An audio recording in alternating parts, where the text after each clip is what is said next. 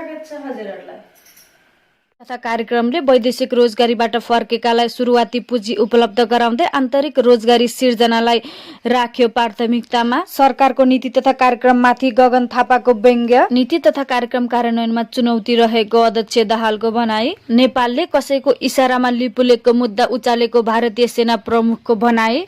लमजुङ 3 दिनका लागि सील। नेपालमा कोरोना संक्रमितको संख्या 267 पुग्यो। अमेरिकामा व्यवसाय पुनः सञ्चालन निर्देशिका जारी। चीनमा फेरि देखियो कोरोना भाइरसको संक्रमण। बेल्जियमको शीर्ष लिगको उपाधि क्लब बर्गलाई। अब समाचार विस्तारमा। आर्थिक वर्ष 2077-78 को नीति तथा कार्यक्रमले वैदेशिक रोजगारीबाट फर्केकालाई सुरुवाती पुँजी उपलब्ध गराउँदै आन्तरिक रोजगारी सिर्जनालाई प्राथमिकतामा राखेको छ। नीति तथा कार्यक्रम प्रस्तुत गर्दै राष्ट्रपति विद्यादेवी भण्डारीले कोरोना महामारीका कारण श्रमिकको रोजगारी गुम्ने जोखिम रहेकाले स्वदेशमै रोजगारी सिर्जनाका लागि विदेशबाट फर्कनेको सिप र क्षमताको आधारमा व्यवसाय गर्न सरकारले नै सुरुवाती पुँजी उपलब्ध गराउने बताउनु भएको छ। सरकारले विदेशबाट फर्कनेलाई कृषिमा आकर्षित गर्ने योजना पनि ल्याउने बताइएको छ। वैदेशिक रोजगारीमा रहेका नेपाली श्रमिकको सामाजिक सुरक्षाका लागि योगदानमा आधारित सामाजिक सुरक्षा योजनामा सहभागी गराउने सरकारको नीति रहेको छ। साथै अब सबैलाई सामाजिक सुरक्षा कार्यक्रममा समावेश गर्ने सरकारको तयारी रहेको छ। राष्ट्रपति भण्डारीले सरकारको नीति तथा कार्यक्रम प्रस्तुत गर्दै सबै नागरिकलाई सामाजिक सुरक्षा कार्यक्रममा समावेश गर्न सामाजिक सुरक्षा कार्यक्रम ल्याएको बताउनु भएको छ। सरकारले यो वर्ष प्रधानमन्त्री रोजगार कार्यक्रमलाई बेरोजगार लक्षित अभियानको रूपमा अघि बढाउने भएको छ। कार्यक्रमलाई अन्य रोजगार सम्बन्धी कार्यक्रमसँग आबद्ध गरी रोजगारी सिर्जना गर्ने र बेरोजगार लक्षित अभियानको रूपमा कार्यान्वयन गर्ने सरकारको योजना रहेको छ। अघिल्लो वर्षदेखि सुरु भएको यो कार्यक्रमले पालिका स्तरमा बेरोजगारको सूचीमा सूचीकृतलाई रोजगारी दिने भएको छ। अब यस वर्ष कार्यक्रम मार्फत सिपयुक्त र दक्ष जनशक्तिलाई पनि समावेश गर्ने सरकारको योजना रहेको छ। अहिले सबै पालिकामा रोजगार सेवा केन्द्र स्थापना भएको र रोजगार व्यवस्थापन सूचना प्रणाली पनि लागू भएको छ।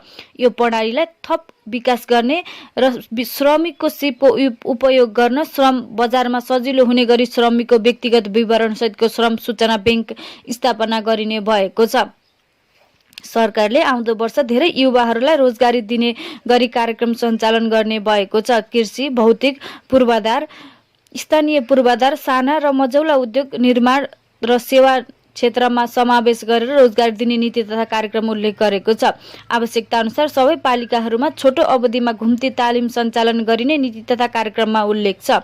कोरोनाका कारण रोजगारी गुमाएको लागि रोजगारी सिर्जना गर्न सिप विकास तालिम लगायत आय आर्जनमूलक कार्यक्रम ल्याउने राष्ट्रपति भण्डारीले बताउनु भएको छ। रोजगारी गुमेका व्यक्तिहरूका लागि पालिकाहरू मार्फत राहतका कार्यक्रम ल्याउने सरकारको नीति रहेको छ। यस्तै सरकारले अब नेपालमा गरिबीको कारण कोही भोकै नपर्ने र भोकै कोही नमर्ने प्रतिबद्धता नीति तथा कार्यक्रम मार्फत गरेको छ।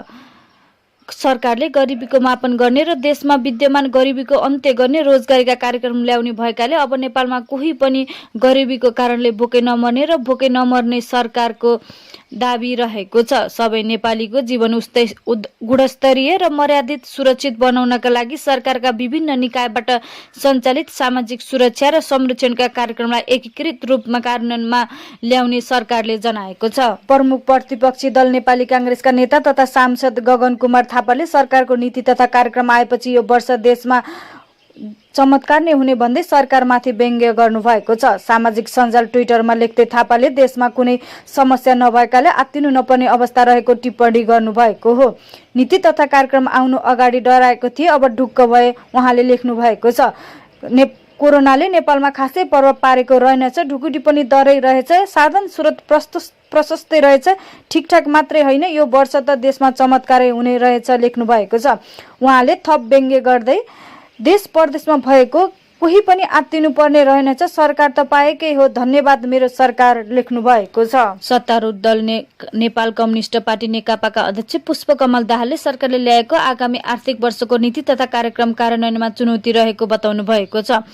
संसद भवन नयाँ बानेश्वरमा पत्रकारहरूसँग कुरा गर्दै दाहालले आफ्नै सरकारले ल्याएको नीति तथा कार्यक्रम कार्यान्वयनमा चुनौती रहेको स्वीकार गर्नुभएको हो। मुख्य कुरा कार्यान्वयन रहेको र कोरोना भाइरसले सबैतिर जटिलता पैदा गरेकाले कार्यान्वयनमा चुनौती रहेको उहाँले टिप्पणी गर्नुभएको छ। कार्यान्वयन गर्न सकेमा राम्रै गति लिने पनि उहाँले बताउनु भएको छ।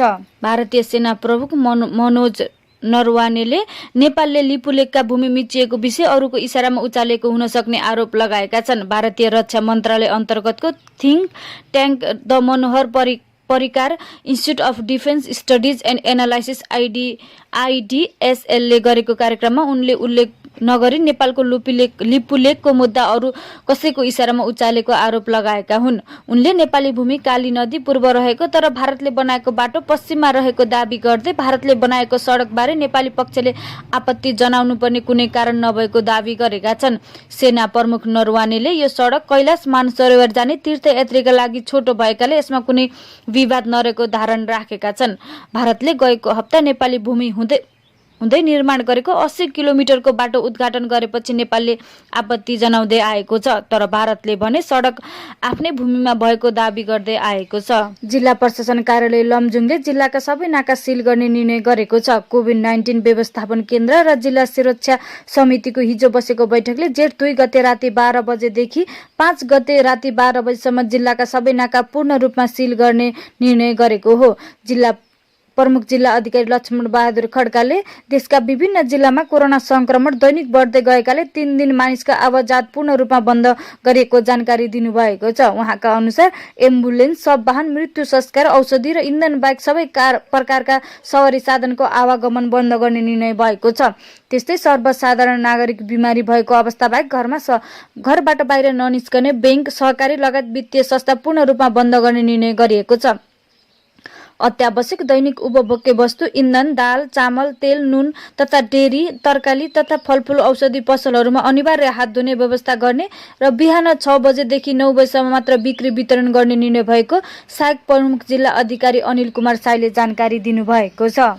नेपालमा कोरोना संक्रमितको संख्या 267 पुगेको छ। पछिल्लो पटक थप 9 जनामा कोरोना पुष्टि भएको स्वास्थ्य तथा जनसङ्ख्या मन्त्रालयले जनाएको छ। राष्ट्रिय जनस्वास्थ्य प्रयोगशाला काठमाडौँ र बीपी कोइराला स्वास्थ्य विज्ञान प्रतिष्ठान धरान र भेरी अस्पताल नेपालगञ्जमा भएको परीक्षण अनुसार 9 जनामा संक्रमण पुष्टि भएको हो। संक्रमित हुनेहरूमा वर्षाको वीरगञ्जका 9 र 10 वर्षीय बालक, 23 वर्षीय युवती र 47 वर्षीय महिला रहेका छन्। उदयपुर त्रियुगा नगरपालिका का 25 वर्षीय युवक, डाङ गढवा 4 का 5 वर्षीय बालक र तुलसीपुर 7 का 23 र 36 र 34 वर्षीय पुरुष र काठमाडौँको 7 वर्षीय बालकमा कोरोना पुष्टि भएको हो। संक्रमितहरूको स्वास्थ्य अवस्था सामान्य रहेको मन्त्रालयले जनाएको छ। संक्रमित मध्ये अहिलेसम्म 36 जना उपचारपछि निको भएका छन्। अमेरिकाका स्वास्थ्य अधिकारीहरूले व्यवसाय पुनः सञ्चालन सम्बन्धी निर्देशिका जारी गरेका छन्। कोरोना भाइरसको संक्रमण फैलिन थालेपछि बन्द भएका व्यवसाय तथा कार्यालयहरू सञ्चालनका लागि उनीहरूले निर्देशिका जारी गरेका हुन्। निर्देशिकामा व्यापार व्यवसाय, शैक्षिक संस्थाहरू तथा अन्य सङ्घ संस्था तथा निकायका कार्यालयहरू सञ्चालन सम्बन्धी उल्लेख गरिएको छ।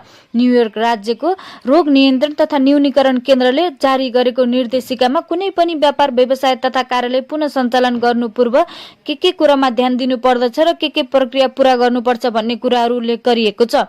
यो निर्देशिका विद्यालय, कार्यस्थल, शिविर, शिशु स्याहार केन्द्र, स्वास्थ्य यातायात, बार तथा रेस्टुरेन्टहरूका लगायतका लागि केन्द्रित गरिएको केन्द्रले जनाएको छ। निर्देशिकामा चर्च लगायतका धार्मिक स्थलहरूमा अपनाउनु पर्ने सतर्कता तथा सुरक्षाका उपायहरूका बारेमा पनि उल्लेख गरिएको छ। धार्मिक स्थलहरू विशेष गरी चर्चमा पूरा गर्नुपर्ने प्रक्रियाका बारेमा लेखिएका केही विषयमा भने संशोधन गरेर यो निर्देशिका जारी गरिएको अधिकारीहरूले जनाएका छन्। कोरोना भाइरसका कारण अहिलेसम्म सबैभन्दा धेरै मानिसको मृत्यु अमेरिकामा नै भएको छ। त्यसै गरी संक्रमितको संख्या पनि अहिलेसम्म अमेरिकामै सबैभन्दा धेरै रहेको छ। मृत्यु भएका र संक्रमित भएकाहरूको संख्या धेरै भए पनि अमेरिकामा लकडाउनको पूर्ण कार्यान्वयन गरिएको छैन भने व्यापार व्यवसायहरू पनि तुलनात्मक रूपमा धेरै खुलेका छन्। चीनले आफ्नो मुलुकमा कोरोना भाइरसको महामारी अन्त्य भएको घोषणा गरे पनि त्यहाँ फेरि संक्रमण देखिन थालेको छ। कोरोना भाइरसको उद्गम स्थल मानिएको चीनको वुहानमा गत अप्रिल 3 तारिक यता यही अप्रिल 25 मा 14 जनामा कोरोना संक्रमण देखिएकोमा शुक्रबार फेरि 4 जना नयाँ संक्रमित थपिएका छन्।